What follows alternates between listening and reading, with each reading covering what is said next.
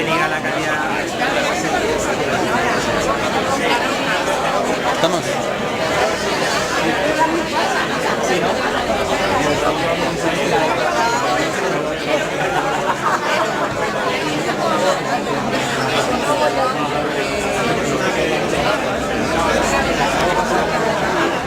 Levanta la voz, que se te oiga bastante, Es la candidata al Ayuntamiento de Madrid.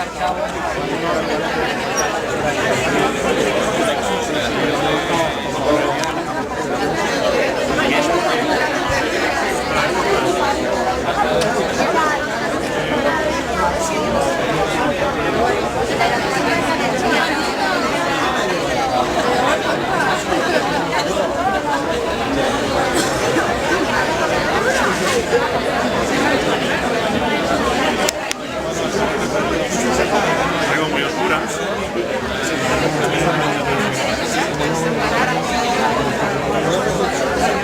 Afiliados al poder.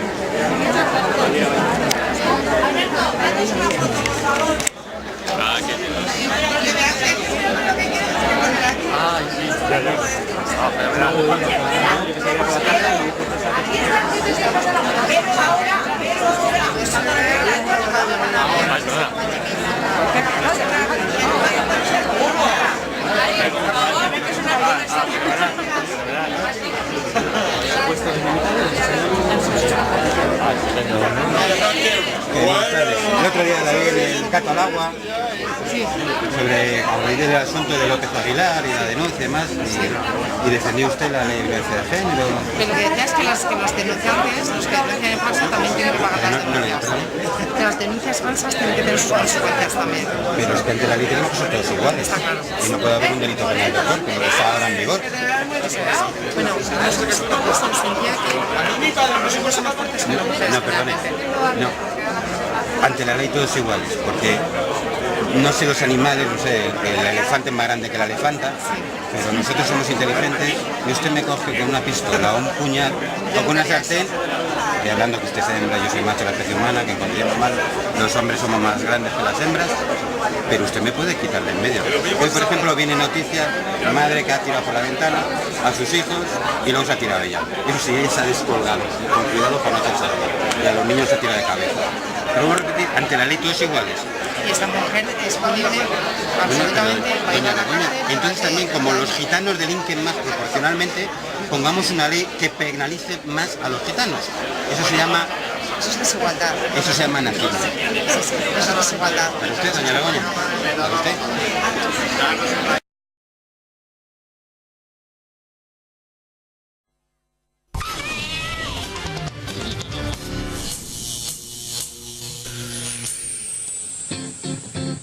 Y 42 de la noche seguimos en directo en el Catalagua con Eurico Campano, Joaquín Muekel, Begoña Villacís e Ignacio Fuster Fabra, debutante en este programa. Le agradecemos por estar aquí, abogado, penalista, en fin, un auténtico gran analista, lo vamos a definir así. Bueno, vamos a seguir analizando la actualidad. Nos dejamos el caso de los ERE y nos vamos a hablar del eurodiputado López Aguilar, Juan Fernando López Aguilar, porque está envuelto, como saben, en una supuesta ataque de violencia de género a su mujer, malos tratos, y desde luego está pasando un auténtico calvario. Es bastante sospechoso todo lo que está ocurriendo. Vamos a intentar analizar las últimas noticias que hemos conocido hoy. Su exmujer, o todavía mujer porque todavía no se han divorciado, ha concedido una entrevista a diversos medios de comunicación en las que ha dicho, entre otras cosas, que sí que había malos tratos por ambas partes, tanto de él hacia ella como de ella hacia él, pero que jamás hubo violencia de género. Entonces nos vamos a preguntar por qué sigue el proceso abierto una vez que esta señora, todavía la mujer de López Aguilar, ha declarado lo que ha dicho. López Aguilar sigue insistiendo en su inocencia y afirma que es una persecución contra él por haber pedido precisamente el divorcio. Vamos a ver lo que ha dicho tanto ella como él. Siempre he pensado y le he excusado a Juan, porque creo que quien verdaderamente tiene el tormento y tiene la desgracia o la tristeza de tener que llegar a recurrir a estas a estas situaciones es él. A no aclarar por qué se encuentra en estado de embriaguez en una casa en la que hay un incendio, en la que todos los vecinos están alarmados y la puerta tiene que ser derribada porque los niños están profundamente dormidos y ella también, pues surge una alegación retroactiva de malos tratos. No voy a denunciar nunca a Juan Fernando López Aguilar. No es un hombre sereno, pero según qué momento y en qué situación, pues había algún detonante que podía ser una tontería como podía ser algo muy gordo. Hablar mal del exmarido no es una causa penal. De la causa penal soy completamente inocente, porque esto tiene, como todo el mundo puede ver, el contexto de un divorcio. Sí, ahora te cuento. Vamos a hacer un poco de cronología por los que todavía no tienen claro bien lo que ha pasado. Eso es lo que han dicho a día de hoy. Vamos a hacer un poco, a hacer un poco de memoria desde marzo del año pasado. Todo comenzaba con 2 incendios en la casa familiar que ambos compartían. Los vecinos ven el humo y llaman a la policía. El informe de la policía decía textualmente que Natalia, la mujer de López Aguilar, estaba sola, durmiendo con síntomas de haber bebido alcohol. La vitrocerámica de la sartén estaba en la vitrocerámica, olvidada, y creen que podía ser la causa del humo. Esto era en marzo del año pasado. 20 días después, otro incendio. Los vecinos vuelven a ver el humo, llaman a la policía llama a la puerta del domicilio conyugal, nadie abre y tiran la puerta abajo. Se encuentran a Natalia, la mujer de López Aguilar, y a sus hijos durmiendo. La policía habla con vecinos que dicen, atención, que entre el matrimonio se producen insultos y discusiones constantes entre ellos. Discusiones que afirman que son por celos. Esto es la versión de los vecinos. Después de esta declaración de los vecinos, automáticamente el caso pasa a un juzgado de violencia de género. Ahí, por primera vez, la hermana de Natalia habla ante el juez y habla de malos tratos desde hace años. Y asegura que en el matrimonio se han producido insultos y vejaciones. Y cito textualmente algunos de los insultos que dice la hermana de Natalia. López Aguilar la llamó loca, gorda, y López Aguilar llegó a decir en público que se merece una mujer con más pecho. Por último dijo que le había golpeado la cabeza contra el suelo y que le había dado un puñetazo en el ojo.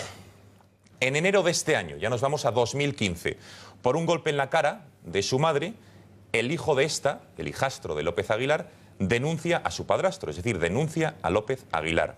La denuncia fue retirada al día siguiente al saber o al comprobarse que López Aguilar no estaba en Las Palmas ese día, no estaba ni siquiera en su domicilio, con lo cual era imposible que el golpe en la cara de Natalia se lo hubiese dado López Aguilar.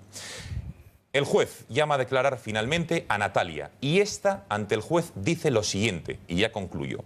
López Aguilar es violento y agresivo. Es una persona conflictiva. Supuesta infidelidad del marido. Afirma ella que le puso los cuernos. Dice que una vez le trató a cabezazo limpio y le hizo una raja en la frente. Por último asegura que antes de 2009 le dio un empujón contra la mesa y le puso el ojo morado. Y concluye afirmando y definiendo a su todavía marido como una persona con poco autocontrol y tolerancia cero ante la frustración. Esto es la cronología de los hechos. Y hoy hemos escuchado lo que ha dicho, que sí que hubo malos tratos, pero que nunca hubo violencia de género. Señores, desde luego es un tema francamente delicado. Yo no sé cómo lo ven ustedes y quién quiere romper el hielo. Yo voy a romper el hielo porque soy muy sensible en el tema de violencia de género porque lo he tratado profesionalmente muchísimo. Y lo he tratado profesionalmente muchísimo defendiendo voluntariamente en los turnos de oficio a los acusados de dicho maltrato. Y voy a decirte mi estadística aquí. De 70 y tantos señores que he defendido, 70 y tantos. A 65 no se han dictado a ninguno orden de alejamiento. A 65 ninguno. A 3 se han dictado orden de alejamiento y a 2 ni siquiera han comparecido. De esos 75 casos, cerca de 70 han sido absoluciones. 3 condenas y 2 retiradas de denuncia. Estas estadísticas el Observatorio de la Violencia de Género no las da. ¿Sabes por qué? Porque se vive, la subvención que da Europa a este proyecto va en base al número de denuncias. Entonces yo quiero la estadística por lo siguiente. Oiga usted, la pregunta que hago yo es la siguiente. Cuando un señor es denunciado por una señora y este señor queda absuelto, ¿qué hacemos con esa denuncia? ¿Puede ser denunciada la señora que ha denunciado falsamente a su marido? Debería ser así. Nada. ¿Sabes lo que te dice? ¿Sabes lo que te dice? ¿Sabes lo que te dice? Que no es que el señor sea inocente, sino que la señora no ha podido demostrar la culpabilidad del señor. Hasta ahí se ha llegado. Atención al tema, atención al tema. Vamos a dejar las cosas claras. Desde aquí te digo, tolerancia cero a la ley de violencia de género, tolerancia cero al maltratador, tolerancia cero. Pero maltrato, señor, desgraciadamente, aunque parezca una tontería, se producen muchas veces. Es verdad que es mucho más, desgraciadamente, la violencia que ejerce el varón sobre la mujer. Pero hay muchos hombres maltratados que no lo pueden decir porque se morirían de vergüenza de decir que su mujer le maltrata. La pregunta que yo hago es la siguiente. Primer negocio que ha habido muchas veces. ¿Sabe la gente que cuando se denuncia por violencia de género existen beneficios de carácter escolar? Sí, claro que lo sabemos. Un momento, déjame que te diga que sé lo que estoy hablando, ¿eh? Yo no tengo que vender políticamente nada. Yo voy a decir mi experiencia. Y bueno, ¿y qué pasa que yo sí? No, que políticamente a lo mejor queda mal decir que la violencia de género no, que es muy bueno. Yo no tengo que vender nada. Yo digo lo que yo he vivido. Y he vivido como unos señores que se han denunciado por violencia de género se han dado un beso en la boca después de salir del juzgado. Eso sí, con 400 euros de ayuda que se han dado. Y he dicho, bueno, oiga, pues si acaba ustedes... Sí, pero porque hasta esa maniobra ha llegado a acontecer. Por lo tanto, ¿qué ha pasado con esta ley? En primer lugar, una ley que dice que el hombre no es inocente y ya es culpable de antemano. Esto es una auténtica locura. Tan locura ha quedado que hay un caso en Cádiz donde un vecino denuncia a un señor porque le había denunciado por el pago de la comunidad, que es muy fuerte. Y llega la policía a la casa del señor, detenido. Pero oiga, ¿pero qué pasa aquí? Detenido. Señora, estoy tranquila, que ya sabemos que te ha pegado. Pero bueno, pero si no denuncia nada. Un vecino denuncia el maltrato y llega. Los protocolos son los siguientes. A mí ahora mismo mi mujer me denuncia por maltrato de género y llega la Policía Nacional o local a mi despacho, me pone las esposas y me saca a las 12 de la mañana delante de todo el mundo. Y ahora pregunto yo, se ve todo el procedimiento y soy condenado al infierno. Pero se ve todo el procedimiento y soy absuelto. ¿Qué hago yo ahora? ¿Qué hago yo? ¿Sabes lo que hago yo? Pues te voy a explicar lo que hago yo. Que resulta que no puedo pedir la custodia compartida. Porque como estoy manchado por violencia de género, la primera cosa de la custodia compartida es que haya buen trato entre los cónyuges. Por tanto, ya me ha vetado la custodia compartida. En segundo lugar, tengo que estar toda mi vida, mi divorcio tiene que verse en un juzgado de violencia sobre la mujer. ¿Por qué? Si ya ha sido absuelto. Que son juzgados de lo penal. Hombre, por favor, básicamente. por favor. Esto es un engendro de ley. Y lo único que ha pasado, ¿sabes lo que ha pasado? Pues lo que pasa afortunadamente muchas veces, que desgraciadamente al autor de la ley, que era tan maravillosa, le ha tocado, se ha visto inmerso en su propia ley. Igual que ha pasado muchas veces que cuando algunos jueces o magistrados de altas instancias han visto procedimientos de divorcio de gente cercano a ellos, han variado completamente su mentalidad. Y ya las casas no son para toda la vida, y ya a los 18 años el niño tiene que salir. Esto va cambiando a medida que me van tocando a mí. Por tanto, voy a terminar. Desde aquí me decanto. Cero tolerancia al maltratador. Cero. Esos tíos son unos indeseables. Ahora bien, la señora que aprovechando una ley, abomine de esa ley y le haga la vida imposible a un señor, dejándolo estigmatizado para toda su vida, si se detecta la falsa denuncia, implacabilidad contra ella. Implacabilidad contra el maltratador y contra la falsa denunciadora, si existe, ¿eh? Bueno, no tenía previsto hablar de esto ahora, sino más adelante ya era analizar en profundidad el caso de López Aguilar. Enseguida intentamos de descubrir los interrogantes de este caso, pero vamos a analizar porque el señor Muekel ha abierto un melón francamente interesante. Vamos a analizar detenidamente la ley de violencia de género. Por ejemplo, nos vamos a preguntar, ¿qué pruebas tiene que presentar una mujer para denunciar a su pareja simplemente por malos tratos? Tiene que presentar pruebas, tiene que presentar testimonios. Beatriz Rojo, buenas noches, cuéntanos. Muy buenas noches, Gonzalo. Pues según la ley, con que únicamente la maltratada, la presunta maltratada, presente una denuncia sin ningún tipo de pruebas, más allá de su propia declaración, es suficiente para abrir una investigación. Ni pruebas médicas, ni psicológicas, ni de ninguna clase. También la ley contempla que con el mero hecho de una denuncia hecha por una tercera persona, pues como decía Joaquín Muekel, por ejemplo, por un vecino, que hubiese presenciado el supuesto acto violento, es igualmente válido. Nos hemos preguntado, ¿es excesiva esta ley? Una Una norma que proteja a la víctima nunca es excesiva, pero lo que sí que se ha de controlar es la aplicación. No es lo mismo, por ejemplo, pues que el sospechoso tenga antecedentes penales, que posea un arma blanca. Esta ley, diríamos, es útil para casos flagrantes, pero genera indefensión en la mayoría de supuestos. Veamos ahora cuál es el protocolo del que hablaba Joaquín Moekel hace un segundo, que se presenta nada más una persona que quiere presentar una denuncia. En primer lugar, la mujer, la presunta maltratada, llama al 112, que la deriva directamente a la unidad de violencia de género del CNP. La policía se persona en el lugar de los hechos, toma declaración a la presunta víctima, redacta la denuncia y se pone en marcha el operativo de localización del supuesto agresor.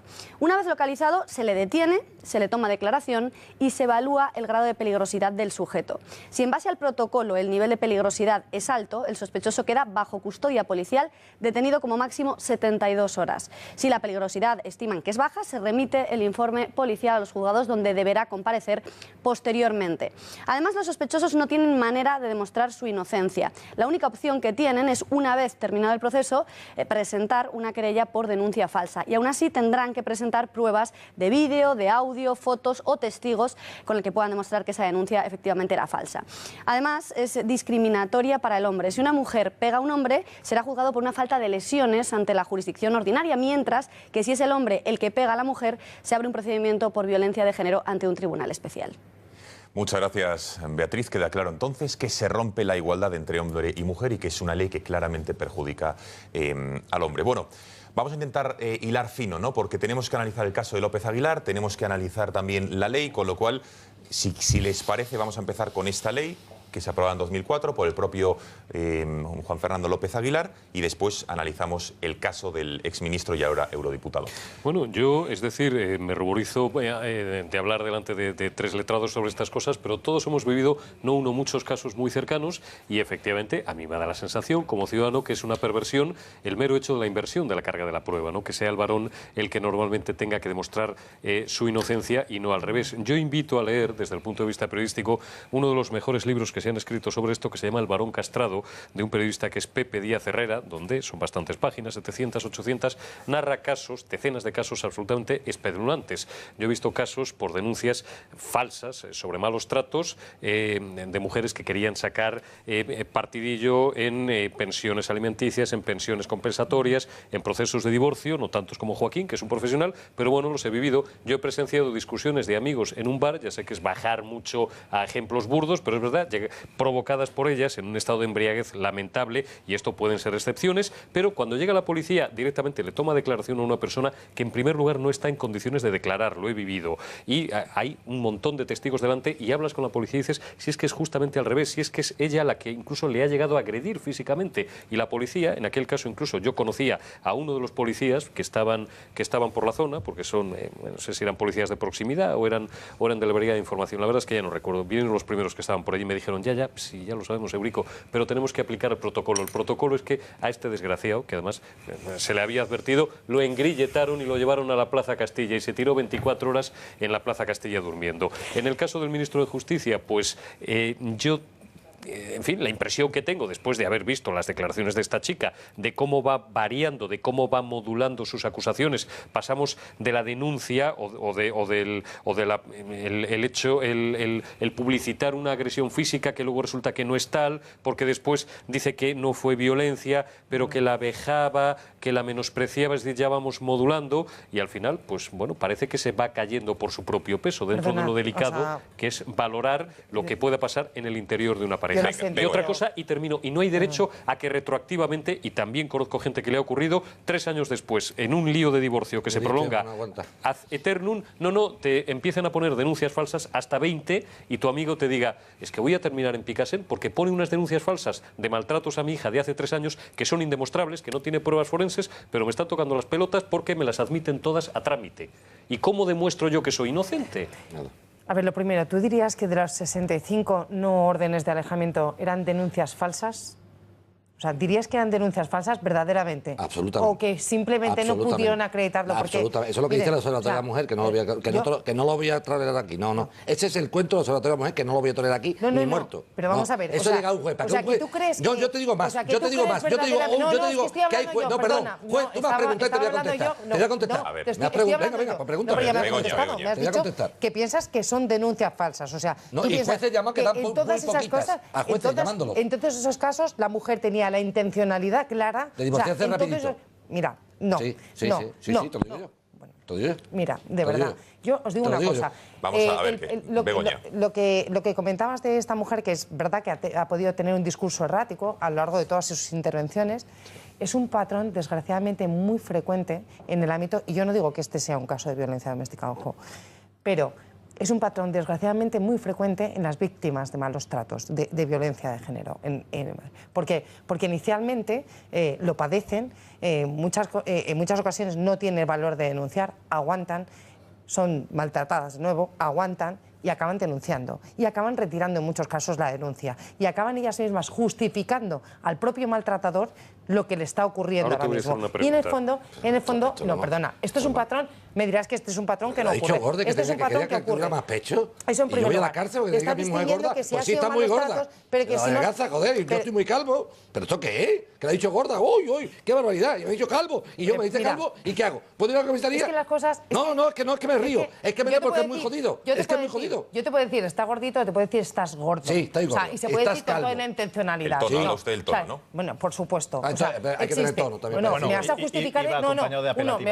¿Me vas a justificar esto? No me lo justifique porque es que no tiene ningún tipo de justificación. Punto número dos. Que ni tenga un tipo de gorda a su mujer. El problema, ¿tú lo justificas eso? O sea, y la inversión de la carga de la prueba realmente no se produciría, o sea, se produciría si no fuese porque en la mayor parte de los casos, como tú bien dices, quedan absueltos. ¿Por qué quedan absueltos? Porque son malos tratos que se producen en el ámbito doméstico. Claro. ¿Qué pasa en el ámbito doméstico? Es indemostrable porque no hay testigos, pero el juez la suele creer a ella, Begoña. Tú lo sabes. No, porque igual que tú has puesto esos ejemplos, yo te digo que yo también he visto ejemplos de mujeres que no cumplían el patrón, ¿no? O sea, no eran el prototipo de mujer maltratada porque no era a lo mejor de una clase determinada o que porque era una mujer, pues yo he tenido un caso que era una chica muy pijita y que no tenía pinta de mujer maltratable o porque tenía un puesto muy determinado y no cumplía dentro, o sea, no era prototipo de mujer maltratada. Ojo, y esa mujer, por ejemplo, salió exento siendo un caso. O sea, por tanto se produce. Pero es que no llevéis la generalidad a ese tipo, a las denuncias falsas no son una mayoría, no son intencionales, por favor, no digáis eso. Porque es muy la generalidad no la está llevando aquí a cabo esta mesa, la está llevando a cabo la ley. ¿Sabéis por qué se produce el desequilibrio? Yo no justifico el desequilibrio, ojo, punto número 2. No lo justifico, pero hay una realidad y es que en una casa, si yo estoy casada contigo, tú eres mucho más fuerte que yo y eso es una realidad y tú me puedes. Es que es así de sencillo y por eso, bueno, a lo mejor no, pero es verdad que eso ocurre y por eso hay que protegerla y por eso se requiere una acción urgente. Que Ignacio Fuster Fabra todavía no toma la palabra y encima también es especialista también en algunos casos de violencia de género como abogado. Bueno. Ojo, el matiz. Ignacio. Gracias. No como maltratador. Ya lo estaba diciendo.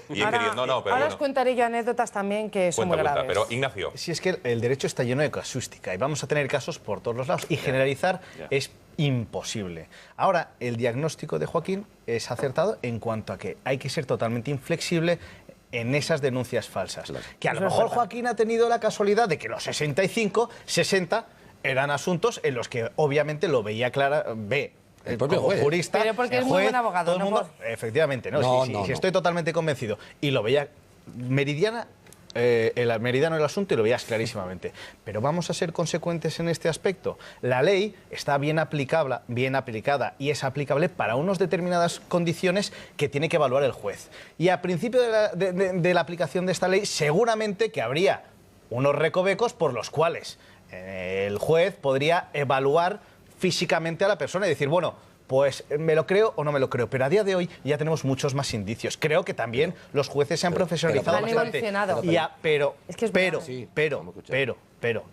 hay que reconocer, y esto sí que es una realidad, que tenemos muchísimas personas, y lo siento que diga muchísimas personas, pero es verdad, que prefieren someter el procedimiento de divorcio a un juzgado de violencia de género que hacer el curso normal, porque un juzgado de violencia de género te pone unas medidas provisionales. Pero vamos, son una mayoría. Pero son una mayoría. Eso supone, un segundo, es que de verdad, como entremos ahora con tecnicismos... Pero si no tecnicismos, es la verdad. No, por eso, pero eso supone... Esto me ha dicho la pura realidad. ¿Puedo hacer una pregunta, por favor? Pero que no son una mayoría. ¿Puedo hacer una pregunta, por favor? Eso, Ignacio, supone que acusas a tu marido de maltratador. Sí, efectivamente. Sí, y no lo haces poquito, vamos a ver, le hacen pero es que eso no hablemos. Eso que está diciendo implica acusar al marido, al hombre de maltratador. Me permite un segundo, mira, no casuística, voy a contar lo que es hay que tener, escuchadme un momento, mucha sensibilidad con este tema. Claro que sí. Yo he llegado... Pues no lo estoy viendo, de verdad. Sí, señor. Pero implacabilidad porque he visto mucho abuso. Te lo digo que lo he vivido, he visto mucho abuso. Te lo digo en serio. Y soy un tío intolerante al maltrato. Begoña, te lo digo sinceramente. O sea, a mí un tío con las manos largas me repatea. Cuidado que también te digo una cosa las manos largas y otra cosa decirle a tu pareja estás gorda. No sé con qué tono, con qué no tono. Y tú me dices, Calvo, a mí me molesta bastante, pero lo soy. Y si estás gordita, pues lo estás. Pero en fin, ya está. Yo de luego discrepo contigo totalmente. A mí yo eso lo considero una cuestión delictiva, para nada. En fin, pero bueno, dicho lo anterior. Yo he visto lo siguiente, llegar una señora llorando, tal y cual, habías que denunciar, tal y cual. Hablo con ella un momentito, ven para acá, pero vamos a hablar un momento. ¿Pero qué te pasa? Yo de oficio, ¿pero qué te pasa? Tal. No, tal y cual, muy malo, ella era extranjera. Muy malo, ¿pero qué ha pasado? No me quiere, me engañó con otra, una chica joven.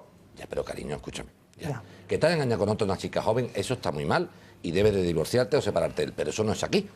Eso es en un juzgado de familia. ¿Qué pasa? Lo que ha dicho el señor Fabra lleva toda la razón del mundo. Ha dicho una realidad como un templo. La justicia ahora mismo está lentísima, querido Gonzalo. Y un divorcio normal o separación normal, divorcio, tú vas a un juzgado de familia y unas medidas provisionales o provisionalísimas, para que la gente lo entienda, no el divorcio en sí, las ultra rápidas, para 7 meses. Lo que significa que como nadie da un vaso para adelante y para atrás, tú convives en el domicilio con la señora pese a que te diga una demanda. Imagínate la situación. La señora, pese al divorcio express. Atención, sí. La señora demanda al marido para que la gente esté en su casa. Una señora demanda a su marido. Le llega la demanda al marido a su casa o al trabajo. La recibe. Ya sabe que está demandada por su pareja. Y tiene que convivir 7 meses en la casa. Porque como no hay un juez que diga que se vaya, entonces va al abogado y le dice, oye, pero esto como es, yo no puedo convivir, este hombre, no nos hablamos por el pasillo. Fíjate la situación. Si el abogado sonroja y dice, hija mía, esto es lo que hay, ¿qué vamos a hacer? Si es un poco chori, y en nuestro gremio los hay, serios y no serios, yo levanto la mano. ¿Sabes lo que dice? Dice, hombre, aquí una forma de arreglar esto. Si denuncia por maltrato, en cualquier zona está por Begoña, ¿hay estadísticas aparte de las que ha aportado Moekel de su experiencia personal como letrado sobre las denuncias reales y las falsas o no? Pregunto. Hasta donde yo sé no hay estadísticas. No.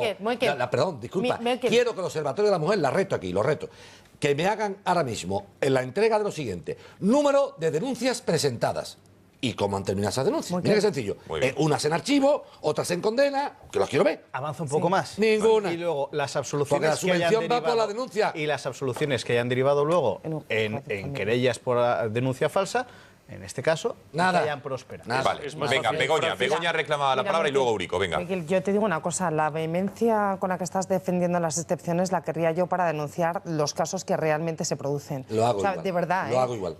Lo hago igual. Porque es que no se está hablando de en qué situación está una mujer que es maltratada por su familia, que tiene dependencia económica de su familia, de su marido, que la está machacando todos los días y que necesita una ley. De verdad, yo soy de una firme, o sea, creo en la igualdad, de verdad. O sea, creo en la igualdad y entiendo que esta ley es desequilibrante, lo reconozco. Creo que la presunción de culpabilidad no debe manchar a un hombre. Pero de verdad sí que necesitamos una ley que sea un poco tuitiva, en este caso, con la mujer, que es la parte más débil, porque es verdad que es que la situación en la que se sitúa, o sea, estamos viendo casos de asesinato. Begoña, te doy la razón, te pido nada más que un favor, te doy la razón y te apoyo. Mira, con la misma vehemencia, apoyo a Begoña Villacís. Te digo una cosa, ahora, por favor, quiero implacabilidad en la denuncia falsa. Efectivamente, estoy completamente de acuerdo contigo. Y no sale ninguna. ¿Y por qué el Ministerio Público no puede actuar con denuncias falsas en todos porque los dicen que no es falsa, que no se ha podido demostrar. Pero las órdenes, las denuncias falsas, Porque tú están sabes que no son tan colapsados, fácilmente Joaquín, materializables. usted que ha llevado tantos casos, brevemente, ¿son excepciones o es la norma? Lo digo para que quede claro. la verdad, ¿Qué es lo que piensa usted? Mire, ¿Excepción por o favor, norma las denuncias? Le voy a contar una cosa y se lo hablo por propia experiencia. Y soy muy honrado en mi expresión y saben ustedes de la libertad. Pero si nadie duda de ello, de nadie mi duda de libertad y ello. de mi independencia. Les digo, he conocido casos de violencia de género reales que han sido abominables. De tíos, vamos, tipejos, que son impresentables, asquerosos y desechables, así de claro. Pero también, desgraciadamente, señores, he visto un abuso de cómo coger a un señor, denunciarlo falsamente por maltrato, que se haga una orden de alejamiento, estar su tienda a 400 metros de su casa, no poder ir a su tienda porque está a 400 metros de su casa, pasar por el balcón y ver que la nueva pareja de esta persona se tiene puesta su bata y está fumando su tabaco. Y os voy a decir una cosa, o esta ley se corrige desde un punto de vista de darle lógica a Begoña, o esta ley lo que incita es a la violencia. Porque como tú me hagas a mí, y voy a hablar claro, la putada que tú me estás haciendo a mí, de denunciarme falsamente a mí, me metan a mí tal y cual, que consigas mi condena, que consigas mi condena, cuidado, no, yo no le estoy diciendo nada, que consigas tú lo que estás creando es un monstruo de odio hacia ti, porque es injusto. ¿Tú sabes cuál es la suerte que tengo yo, Begoña? Te voy a decir la suerte que tengo yo, que mis hijos son personas mayores. Sí, tengo una suerte rosa. Digo esto en qué sentido, no es que mi mujer lo vaya a hacer, ¿no? Pero tengo una suerte rosa que no creo que nadie, porque ahora yo, pero si son niños pequeños, perfectamente manipulables, la pregunta mía es la siguiente. Si yo aspirara, Begoña, escúchame esto, si yo aspirara, imagínate, a una carrera política, tú piensas claramente, a una carrera política, y resulta, le hemos dicho antes el tema de la pareja, y yo me enamoro de ti, Begoña, y dejo a mi mujer, a mi pareja, actualmente tal y cual. Y se nos ve idílicos los dos, tú candidata a la alcaldía de Madrid, yo candidata a la alcaldía de Sevilla, una maravilla, los dos muy felices, tal y cual. Y ahora la otra persona, o tu pareja o la mía, dice, esto aquí no puede quedar. Y esto me lo cargo yo en un momento. Me arruina mi vida en 5 minutos por la módica cantidad de 0 pesetas. Sí, vale. Por eso creo que no puede quedar impune. Entonces, o sea, por eso creo que no puede quedar y que debemos... Solucioname esto, ¿qué hago yo? No, ¿Qué hago que yo? debemos incidir en las consecuencias penales de quien denuncie falsamente. Si estoy completamente de acuerdo contigo. López Aguilar pero mentira, a este tío se la han cargado. violencia de género Se la han cargado. política. Se lo han cargado. Y la situación de vulnerabilidad de las mujeres, porque que os recuerdo que efectivamente en España a día de hoy no hay igualdad efectiva, es decir, hay muchas mujeres que dependen de sus maridos en muchísimos entornos que no son los urbanos, que son los rurales, que no trabajan, y ahora con la situación de crisis se ha agudizado todavía más, que se ven obligados a convivir en domicilios porque no tienen dinero para separarse, y la violencia de género existe. O sea, es decir, necesitamos una ley proteccionista. Estoy de acuerdo contigo, pero es que luego las mujeres que denuncian falsamente, que hacen un gravísimo daño a todas aquellas que denuncien legítimamente, que es verdad, no luego lo hacen. tienen que pagar correctamente. Son peores que los Pero es maltratadores. Peores. Pero tú no me estás diciendo que la ley sea injusta, me estás diciendo que esta no se pueden ir de rositas, y estoy completamente de acuerdo contigo. Si tú apoyas eso, yo te apoyo en el mismo Pues ya sentido. está, estamos de acuerdo. Bueno, ¿Ves pues cómo no era entonces, tan ¿por difícil? qué, aunque la mayor parte de los casos devinen en nada, explicadme por qué a mí un juez valenciano hace ya algunos años, porque yo tenía amigos que llegaron a crear una asociación muy beligerante con estas cosas en defensa de algunos hombres a los que se había destrozado la vida. Ya sé que hay muchas mujeres a las que se ha destrozado la vida y coincido completamente con Joaquín Muekel. Y a otras que se les ha quitado cero, directamente. tolerancia cero. Y a mí un juez valenciano me llegó a reconocer, buen amigo, al margen de su profesión y de la mía, mira, hay sentencias que he llegado... Un tío que me estaba reconociendo prevaricación hace muchos años injustas porque me dan pánico los medios de comunicación progresistas de aquella comunidad y las asociaciones feminazis. Una en concreto, cuyo nombre no voy a repetir, no sé si existe y no les voy a hacer propaganda. Al juez Francisco Serrano, candidato de Vox en Sevilla, por le costó el puesto este asunto. Y otra cosa, explicadme, hay una cosa que a mí, con perdón de la vulgaridad, me raya muchísimo, que es el tema de las órdenes de alejamiento. Una orden de alejamiento, por mi experiencia vista en mi entorno, en casos que conoces, amigos, algún familiar, se concede prácticamente de forma automática. Bien, ella denuncia y además me parece bien le conceden una orden de alejamiento. Y me dice a mí un pajarito que trabaja mucho con estos asuntos que muchas de ellas luego...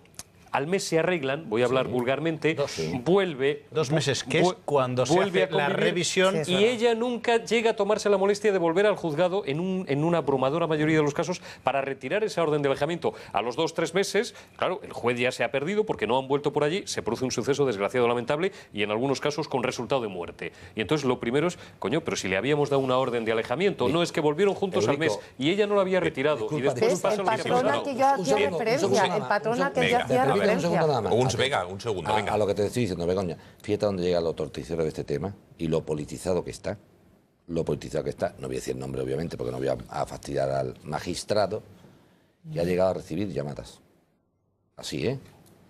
Señor juez de tal, no digo no. Sí, tampoco oye, mira, que estamos aquí ante el tal, las estadísticas, y tu juzgado vemos que da muy pocas órdenes de alejamiento. Bien, pero entonces aquí yo creo que hay dos puntos importantes. Uno, que ha quedado clarísimo, la indefensión del hombre con esta ley del gobierno de Zapatero del año 2004, que deja al hombre claramente indefenso en el caso de denuncias falsas. Sí. Eso, sobre todo, el matiz hay que dejarlo clarísimo. Sí, claro. Y luego, que es lo que nadie me está respondiendo, si las denuncias falsas son la excepción o son la norma. Porque también hemos analizado, que nos ha contado Beatriz Rojo, por ejemplo, que los hombres, en caso de denuncia falsa, los sospechosos, no tienen manera de demostrar su inocencia, a no ser que presente un vídeo, un documento, en fin.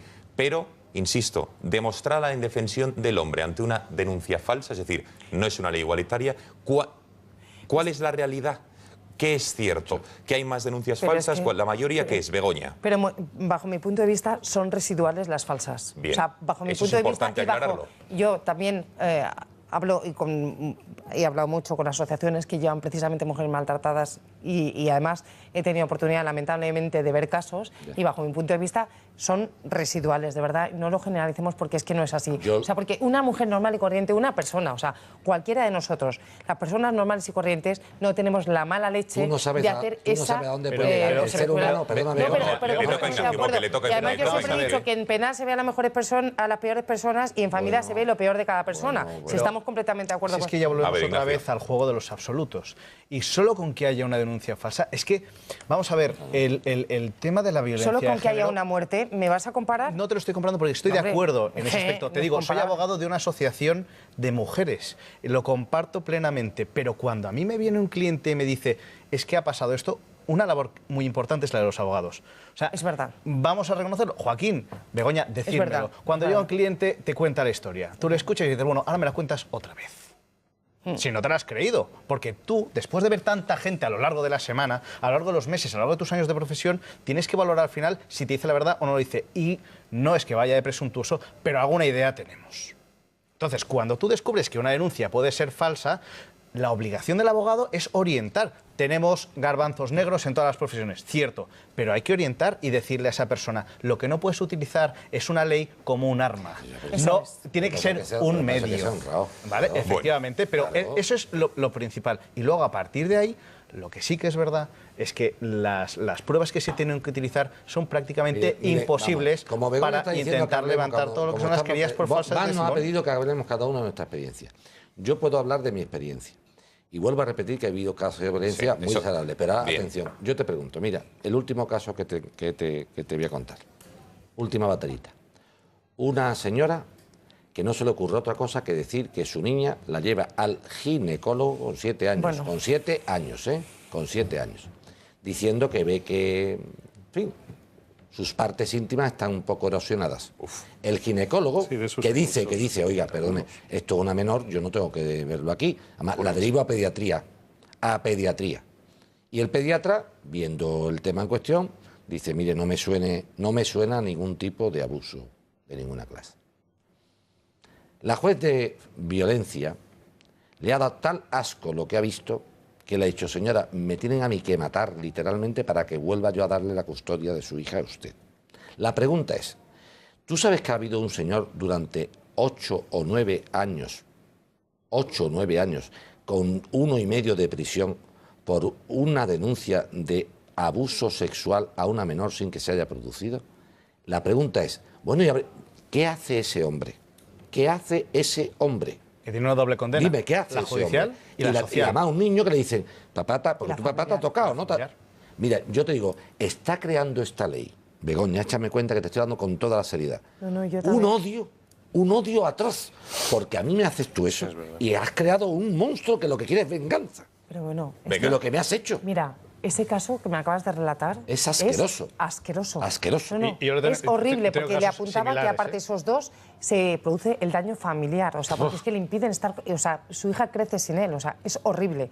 Pero te digo que sin esa ley muchos de esos abusos sí se pueden materializar y durante esos 8 años se pueden estar produciendo sobre un menor. O sea, de verdad, no lo justifico en absoluto. Y entiendo que estas cosas no deberían ocurrir y que eso es un error de la justicia. Yo me gustaría que los procedimientos judiciales fueran, que los procedimientos judiciales estuvieran ahí. Y a mí también, por supuesto. Pero... Una ley que se aprobó en el año 2004 por la persona que ahora está supuestamente vinculada y que está siendo investigada, que es López Aguilar. No sé si podemos recuperar las palabras de López Aguilar cuando en el año 2004 hablaba precisamente de las denuncias falsas, diciendo que, en fin, que se podían asumir. Vamos a escuchar qué decía el por entonces ministro de Justicia.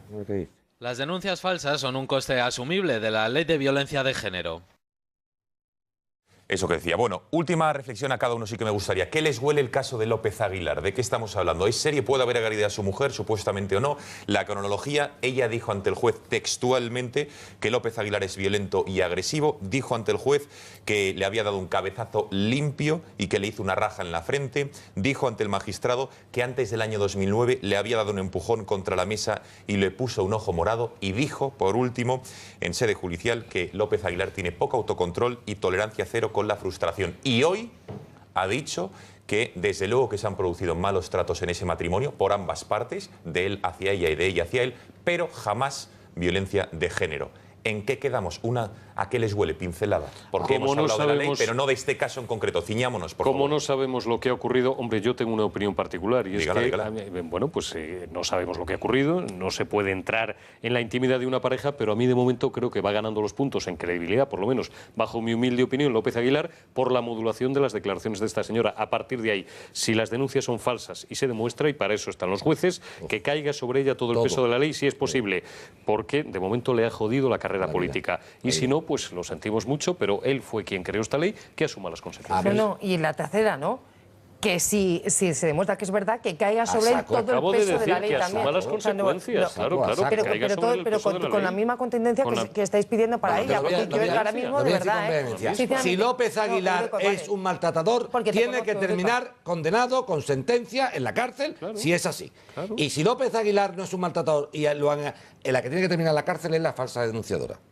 Ahora tú me preguntas, ¿qué ha pasado aquí? ¿Quién tiene más pues no sé, posibilidades de momento le pegó una vez un bofetón y no estaba en Pues probablemente Canarias. ninguno de los dos, porque ella no va a poder acreditarlo. ¿Cuándo fue el bofetón de Canarias? En el ámbito doméstico. En enero. Tú sabes que yo he tenido amigos que viajaban y pagaban hasta el café con la tarjeta de crédito. No nos vayamos a otros casos, por Dios. Ignacio Fuster Fabra. A ver, y luego concluye Begoña, venga. No nos vamos a otros casos, pero es que es verdad. O sea, si le golpeó y no estaba en Canarias, es una de las pruebas más importantes para este asunto. Pero es que lo peor de todo es que no me la creo.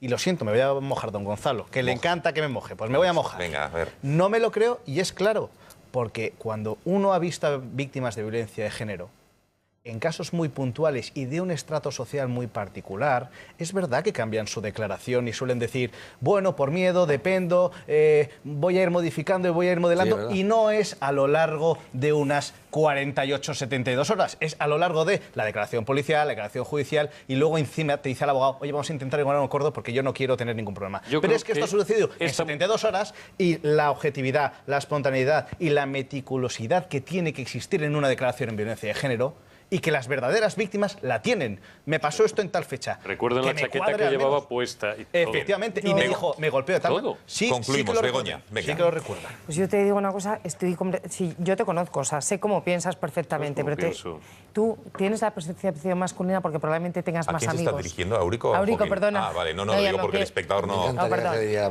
Pensaba que... Pero en cualquier caso, yo también te conozco y también sé cómo piensas, en cualquier caso. Pero os digo una cosa, tienes más la percepción masculina probablemente porque tenéis más amigos. Pero sinceramente, la percepción femenina también existe. Que existen los...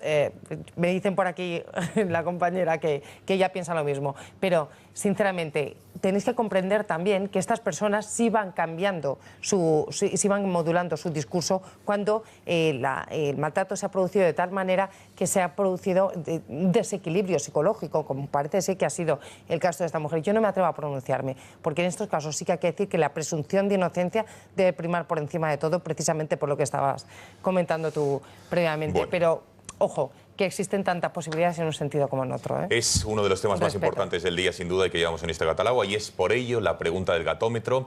¿Discrimina al hombre la ley de violencia de género? Sira, ¿qué nos están diciendo nuestro quinto contertulio, nuestros espectadores? Pues a través de las redes sociales nuestros espectadores también están participando de este debate sobre la ley de la violencia de género y nos están enviando muchos mensajes, principalmente dirigidos a Joaquín Moekel, como Pablo, que reconoce que a Joaquín Moekel se le entiende todo cuando explica y eso es una facultad que no todo el mundo tiene. También Reyes está de acuerdo con sus palabras y en su mensaje nos dice: yo soy mujer, conozco un caso así y mi cuñada, secretaria judicial, ha vivido también casos de esos.